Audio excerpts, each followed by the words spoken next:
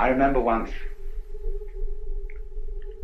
I was looking in the open air, and one of those glorious little thistledown things came, and I picked it up like that and brought it down, and it looked as if it was struggling to get away, just as if you caught an insect by one leg, like a daddy long legs or something of that kind. It seemed to be struggling to get away, and at first I thought, well, it's not doing that, that's just the wind blowing. Then I thought again, really? Only the wind blowing? Surely it is the structure of this thing which, in cooperation with the existence of wind, enables it to move like an animal, but using the wind's effort, not its own. It is more intelligent being than an insect, in a way, because an insect uses effort. Like a person who rows a boat uses effort, but the man who puts up a sail is using magic. He lets nature do it for him with the intelligence to use a sail. See? So in just this way, the meaning of de is that kind of intelligence which, without your using very much effort, gets everything to cooperate with you. You, for example, never force other people to agree with you, but you give them the notion that the idea you wanted them to have was their own. This is a feminine art, preeminently. A woman who really wants a lover does not pursue him, because then most men feel that she's aggressive. And if she's aggressive, she obviously is a woman who has had difficulty in finding lovers, and therefore there must be some undesirably secret thing about her. But if she, as it were, makes a void, then and is slightly difficult to get, then people get excited. They know she's a highly prized object, and so they pursue. Same way, when you want to teach a baby to swim, the thing you can do is to put the baby in the water and then move backwards in the water and create a vacuum. And this pulls the baby along. It helps it to learn the feel of the water and how to swim. It's the same principle. So, also, clever, difficult to getness is one of the very best means of acquiring immense publicity. Take the case of T.E. Lawrence, who published The 7 Pillars of Wisdom in a limited edition. And this became an extraordinarily celebrated book. It cost hundreds of dollars a copy to find one on the market. They waited and waited and built this up and built this up and built this up, and finally they published a general edition. And it was a knockout, because the first one had been sort of secret and difficult to find. If you have patience, you see, you can always do this. So the whole art of the ruler, you see, the Tao Te Ching is a book written for several purposes. You may take it as a guide to mystical understanding of the universe. You may take it as a dissertation on the principles of nature, almost a naturalistic, a handbook of natural law, we would say. Or you may also take it as a political book, a book of wisdom for governance. And the principle which it advocates, basically, is the virtue of governing by not ruling. Look at it in this way. Supposing the President of the United States were as unknown to you by name as the local sanitary inspector, man who looks after the drains and the sewage disposal and all that kind of thing. This is not a glamorous figure, you see. But for that very reason, he probably does his job more efficiently than the president. because the president wastes enormous amount of time in interviewing various groups from the Elks and the Girl Scouts and conferring honors and all this kind of thing. The poor man's life must be an utter torment because he's so well known and therefore has absolutely no time to give to the government of the country. I mean, think of his mail and all the people who have to be employed sifting that out and assessing it, so that if he were someone quite anonymous and that we didn't have to think about, he would be a very, very good ruler. In just the same way, for example, you don't have to attend, unless you're sick, to the government of your own body. It happens automatically. This is this expression, Zirang, of itself, and it goes on day after day after day, and the better it is, the less you have to think about it. When you see well, you do not see your eyes. If there is something wrong with your eyes, you start seeing spots, and those spots are spots in your eyes. When you hear well, you never hear your ears. But when they start singing, you know, then you're starting to hear your ears, and your ears are getting in the way of their own hearing. So on the deepest level, a person as a whole can get in the way of his own existence by becoming too aware of himself. And then he lacks this quality, the. Now, the Taoists then propose that there be something to help people get back to Tao and to be able to be in a state of death, so that they wouldn't get in their own way. And this is connected with the idea of being empty. Emptiness, being somehow vacant, was the secret of the thing. The highest kind of knowledge is not know-how, but know-how, N-O-H-O-W. To be able to do it know-how, without any method. To achieve this, something is practiced which is called fasting the heart. The heart, in Chinese, is a word which doesn't mean heart in the physiological sense. You see, it's part of the De character. Shin. It's usually located about here, and it means heart-mind. It's equivalently translated as mind, and in all the Zen texts where the word mind is used, no mind, mushin, it is this character. The psychic center. Now, the best kind of heart is absence of heart. In English, the word heartless has a very bad connotation, as does the word mindless. A heartless person is an inconsiderate, unfeeling person. A mindless person is an idiot. But a person who has mushin, or no mind, or no heart in Chinese, is a very high order of person. It means that his psychic center doesn't get in its own way. It operates as if it wasn't there. Zhuangzi says that the highest form of man uses his shin like a mirror.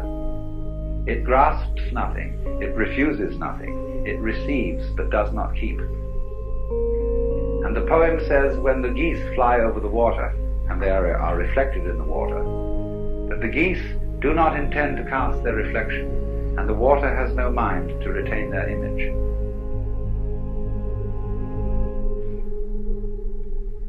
So, the whole thing is, you see, to operate world as if you were absent. Now, this is built into us physiologically, fundamentally. Let me ask you simply, what is the color of your head from the standpoint of your eyes? Your eyes don't see your head, do they? You look all around, you see everything else, but your head you don't see. Do you feel that your head is black? No. Hasn't any color at all. Outside you see your field of vision is an oval, two eyes, and this creates a sort of two centers of an ellipse. So there's this whole field of vision. Now experiment. What is beyond the field of vision? What color is it where you can't see? It isn't black. This is an important point. It's no color at all beyond there. And in this way you can get an idea of what is meant by that character that I discussed this morning, Xuan, which although it formally has the meaning of darkness, this one,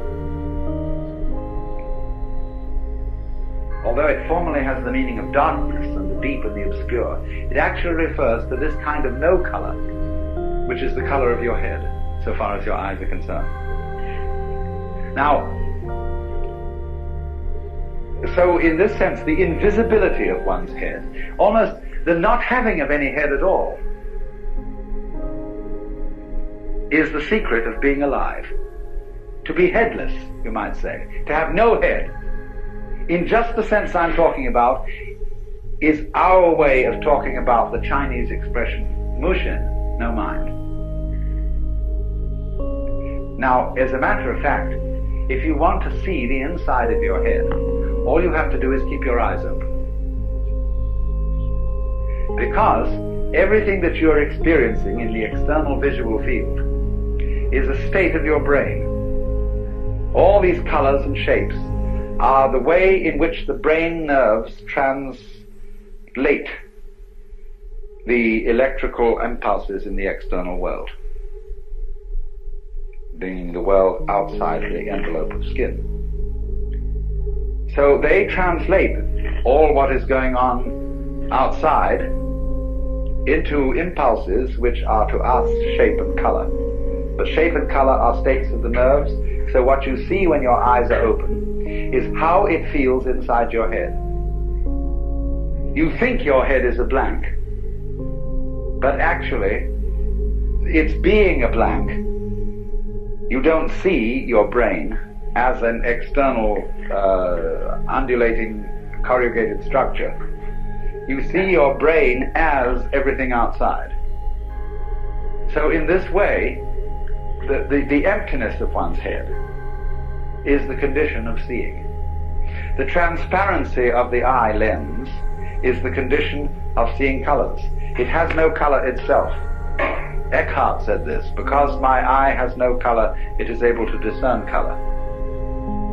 This is in Germany in the 13th century. This is fundamental Taoist idea of being absent as the condition of being present. Being not there. So, Zhuangzi says, when your belt is comfortable, you don't feel it. When your shoes are comfortable, it is as if you weren't wearing any. Likewise, your clothes. See? The more you are aware of these things, the less properly they are made, or the less properly they fit.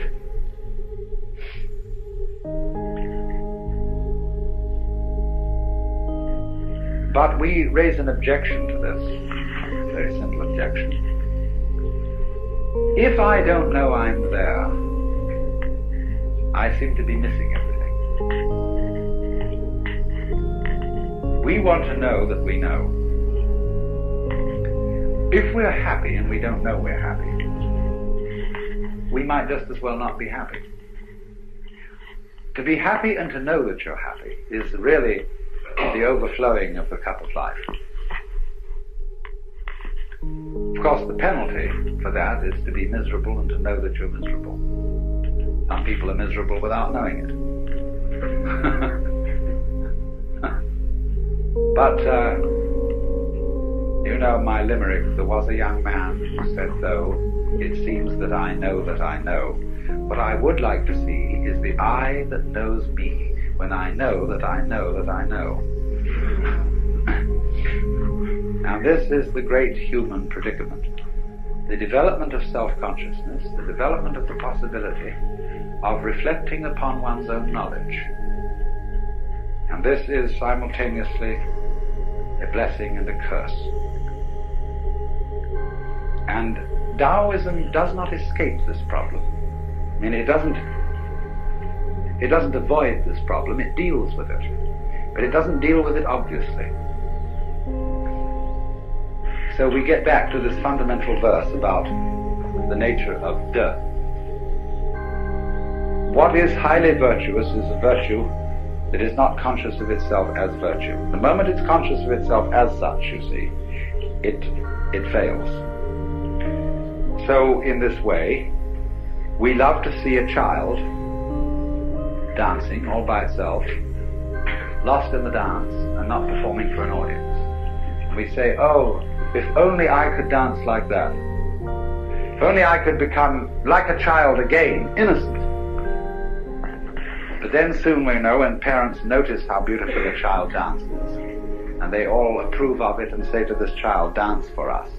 The child begins to lose this power. And it puts on airs, it knows it's noticed. And we don't like that.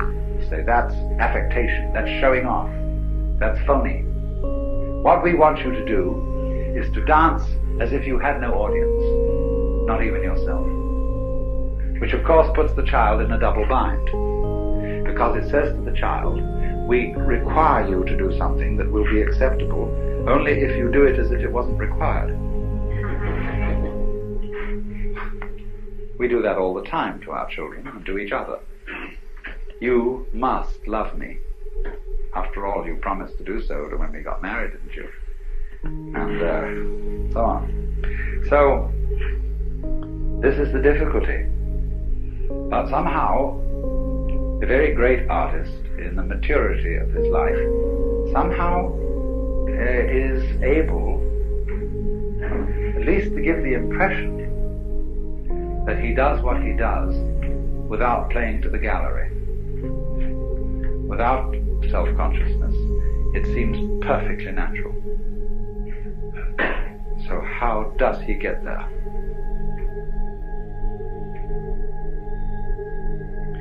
There was a Taoist sage, later than Lao Tzu. His name was Liezi. We romanize that as L-I-E-H. Liezi. And he had a reputation for being able to ride on the wind. So light. Zhuangzi says in one place, it's easy enough to stand still. The difficulty is to walk without touching the ground.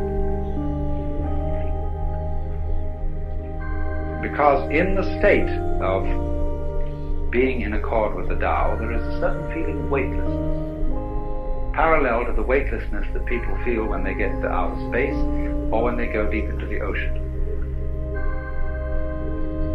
So this is of course connected with the sensation that you're not carrying your body around. I described this morning the sensation that an expert driver has when he really is with it in a car, that the hill lifts him up and drops him down the other side, that he and the road are all one process.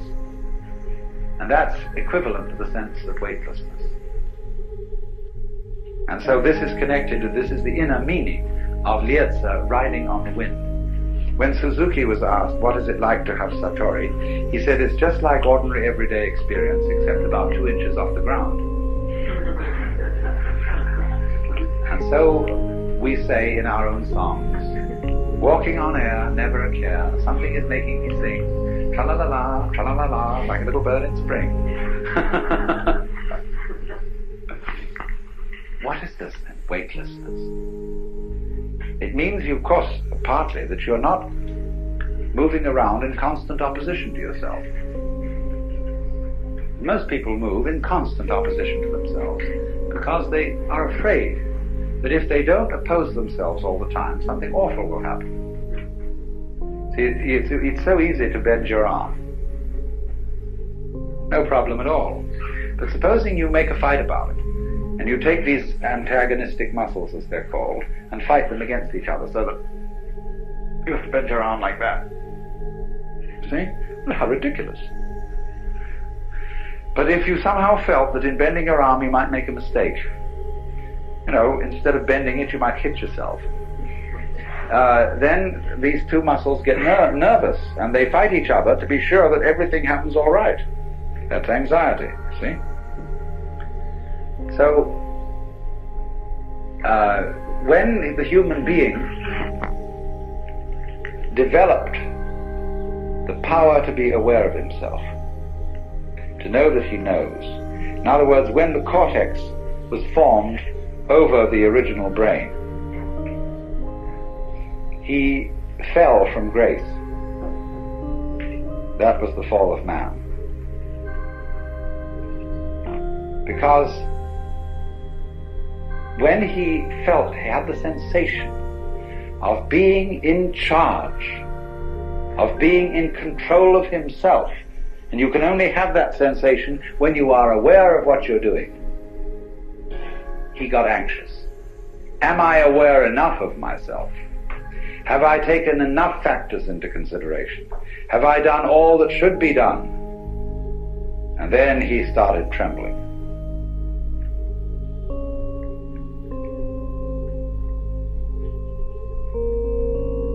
This was the fall of man, of course. This is what is meant. Lao Tzu says, when the great Tao lost, there came duty to man and right conduct. In other words, nobody talks about how you ought to behave unless things have gone radically wrong. There wouldn't be any conception of faithful ministers of the state unless there were a lot of lousy politicians around. No one would talk about filial piety unless there were wayward sons and daughters. So there is constantly in the tradition of Taoism the idea that all moral preaching is confusion. There's a marvelous case of this in the Zhuangzi book, where there's an alleged conversation between Confucius and Lao Tzu, in which Lao Tzu asks Confucius to explain to him what is charity and duty to one's neighbor. And Confucius gives him a little sermon, on being, giving up one's self-interest and working for others.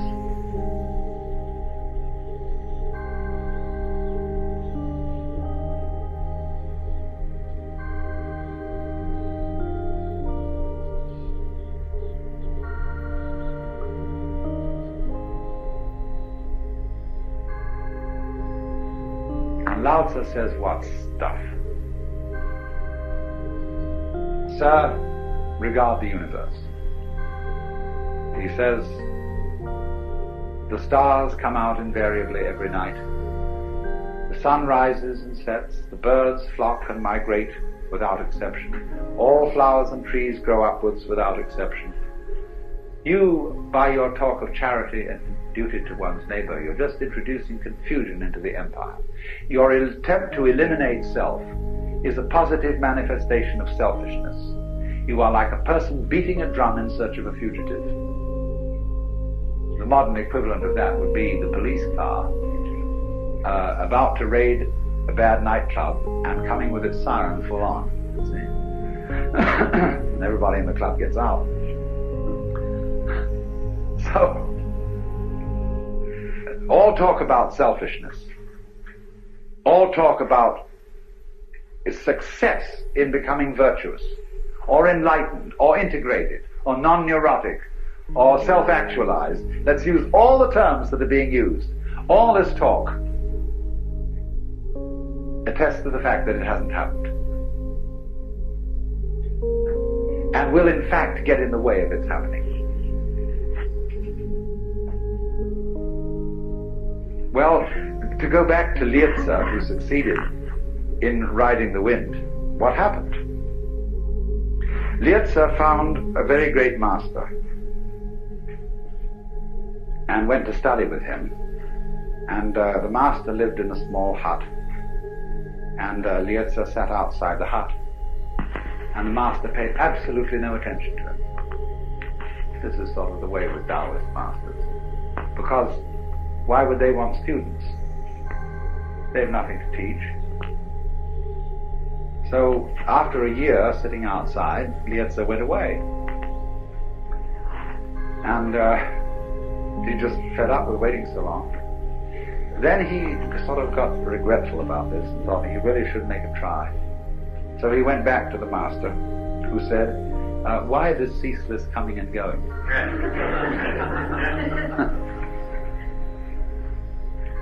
So he sat there and tried to control his mind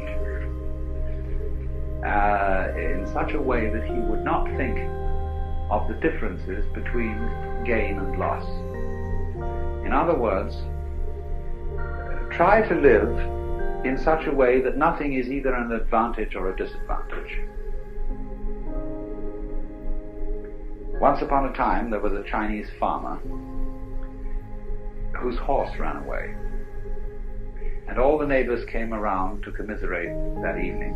So sorry to hear your horse has run away. That's too bad. And he said, maybe. The next day, the horse came back, bringing 7 wild horses with it. And everybody came around in the evening and said, oh, isn't that lucky? What a great turn of events. You've now got 8 horses. And he said, maybe. The next day, his son tried to break one of these horses and ride it, and was thrown and broke his leg. And they all said, oh dear, that's too bad. And he said, maybe. The following day, the conscription officers came around to recruit, to force people into the army, and they rejected his son because he had a broken leg. And all the people came around and said, isn't that great? And he said, maybe. You see, that is the attitude of not thinking of things in terms of gain or loss, advantage or disadvantage, because you don't really know. The fact that you might get a letter from a solicitor, from a law office tomorrow, saying that some distant relative of yours had left you $1 million, it might be something you would feel very, very happy about. But the disasters that it could lead to are unbelievable. Internal revenue, to mention only one possibility. You never really know whether something is fortune or misfortune. We only know the momentary changes, and as it alters our sense of hope about things. The Taoist is wise enough eventually, you see, to understand that there isn't any fixed good or bad.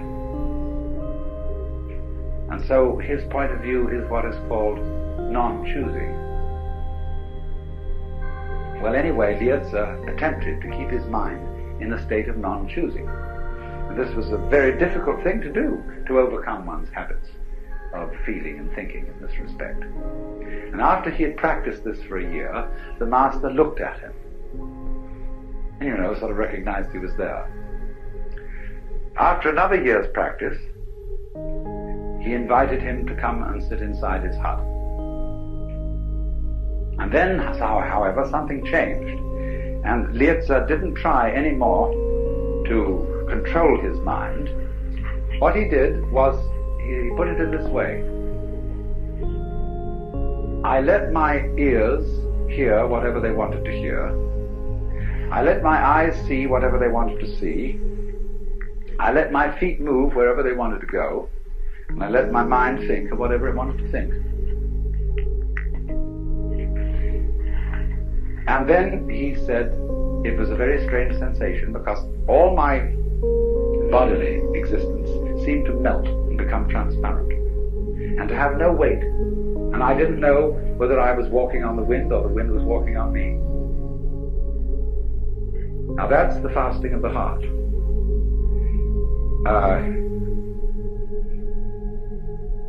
In the ordinary way, you see, you say, well, that made quite an impression on me. As if you were a slate or a blackboard upon which life makes an impression, as the chalk does on the slate or the blackboard. So we say, well, here are these events, and I'm the observer of all these events, and I remember them and they make an impression on me. But in the psychology of Taoism, there is no difference between you as observer and whatever it is that you observe. The only thing that is you is the observation of life from a certain point of view.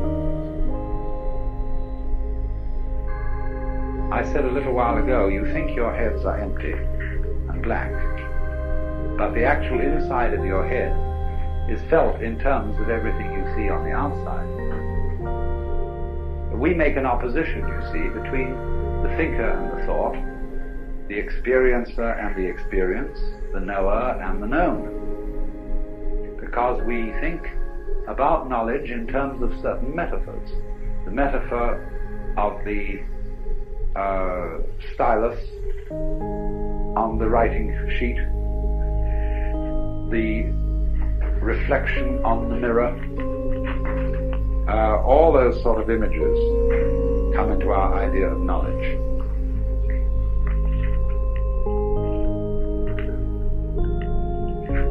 But in the Taoist theory of knowledge, it's quite different. There isn't a knower facing the known. It would be more like saying that if there is any knower at all, it contains the known. Your mind, if you have one, is not in your head. Your head is in your mind. Because your mind, understood from the standpoint of vision, is space.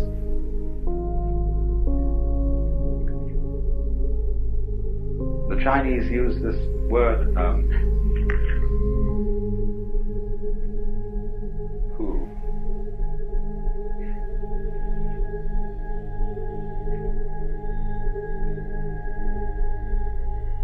Which means sky, space, and sometimes emptiness. And there is a saying that form, or shape and color. There's one word in Chinese that means really both shape and color.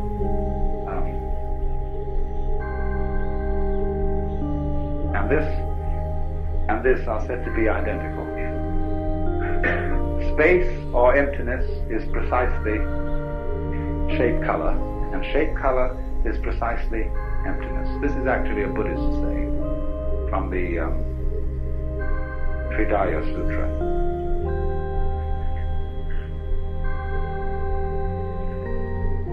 So that all that we call space contains the myriads of shapes and colors and bodies and weights and so on. It doesn't reflect them as a mirror, but it is the absence which guarantees their presence. And it's their presence which guarantees its absence. So there's this mutual relationship, again, the mutual arising expression, between voidness and form, between existence and non-existence, being and non-being. These are never felt as alternatives or things that are in some kind of contest. So then, when it is said that there is not any thinker behind thoughts, not any experiencer who has experiences, This is a way of saying that experiencing, knowing, is not an encounter between strangers. Western thought concentrates very much on knowledge as an encounter, and it is thus that we talk about facing facts, facing reality, as if somehow or other the knower and the known came from two completely different worlds and met each other like that. Whereas actually the phenomenon of knowledge is almost the precise opposite of that. Instead of being a collision between the two wandering bodies in space, knowledge is much more like the expansion of a flower from the stem and the bud, where the opposite points of the flower are the knower and the known. They are the terms of something which, as it were, lies between them. Let me repeat, we tend in all our metaphors and common speech to think of life as an encounter between the knowing human being, the knowing mind, and the world. They think of it not as an encounter, but as an expression, not an impression, an expression of a process that has polarized itself, coming out from a center and expressed itself in terms of opposites. Well, of course, this is the basis of the whole yang-yin principle of, you know, this jolly old thing. And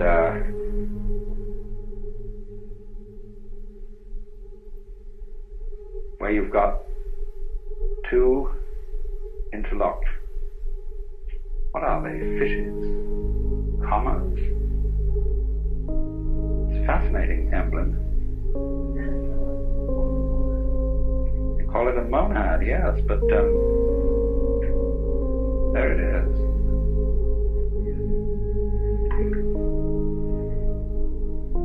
This is a helix, essentially, this grip. And this is the formation of spiral nebulae.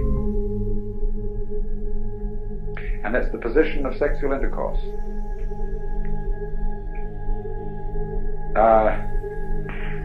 I here, this is my eye, and you here with your eye. I'm trying to get to the middle of you, you're trying to get to the middle of me. And neither one of us exists without the other. This is yang, the white, and yin, the dark. Yang, the word yang originally means, or is associated with, the south side of a mountain, which is sunny. Yin, the north side, which is dark. Yang is the north bank of a river, which gets the sun. Yin is the south bank of a river, which is in the shade. Now, you see, you don't get a mountain with only one side. The mountain, if it's a mountain at all, goes up and down. It's like the wave. You don't get a wave which has a crest with no trough, or a trough with no crest. You can't have half a wave. So, yang and yin are quite different from each other, but just because they are different, they're identical. This is the important idea of the identical difference. The saying goes in both Taoism and Buddhism, difference is identity, identity is difference. The Chinese word for is not quite the same as our word. This word, which is usually used, has rather the meaning of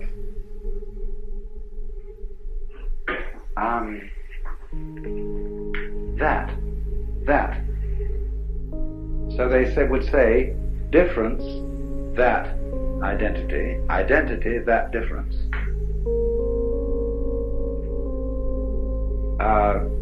And so this doesn't mean quite is exactly the same as.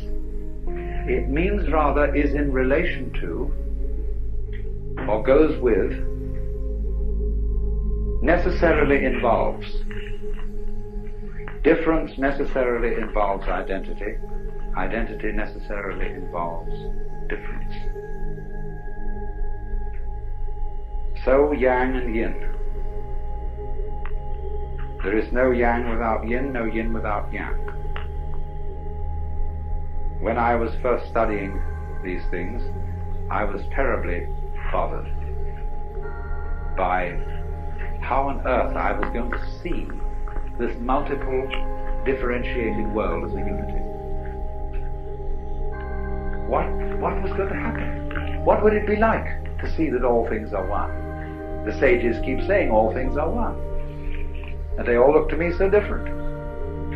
Because here was all this chit going on around one, and it was doing it in different ways, and all these people came on in different ways, and they had all their houses and all their cars and all their this and that. And the whole world looked full of the most bony, prickly differences.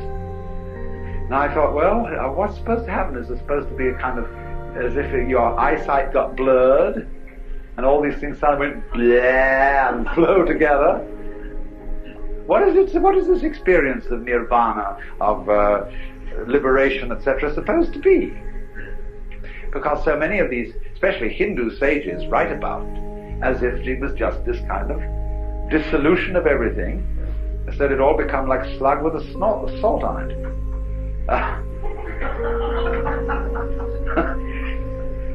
Well, it took me a long time. And suddenly one day I realized that the difference that I saw between things was the same thing as their unity.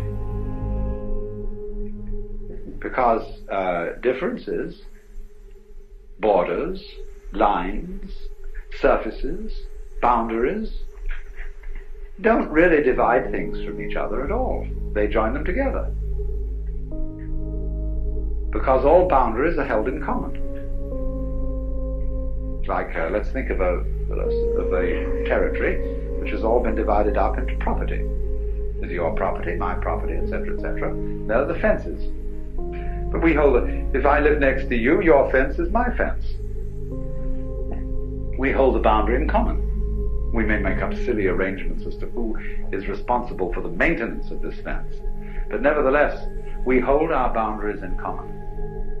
And we wouldn't know what my plot of land was or where it was unless we knew the definition of your plot of land and your plot of land that is adjoining.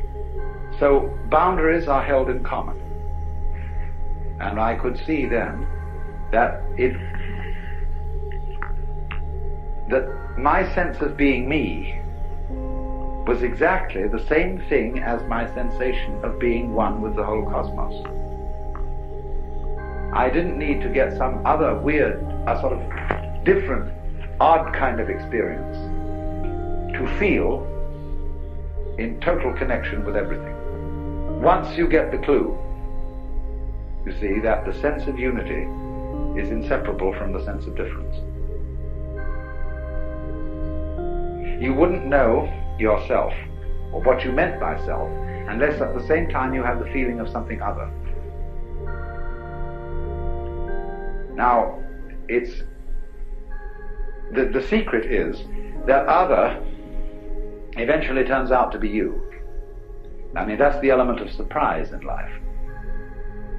When suddenly you find the thing most alien, we say, now what is most alien to us? Go out at night and look at the stars and realize that they are millions and millions and billions of miles away. Vast conflagrations out in space. And you can lie back and look at that, say, well, surely I hardly matter. I'm just a tiny, tiny little peekaboo on this weird spot of dust called Earth. And all that going on out there.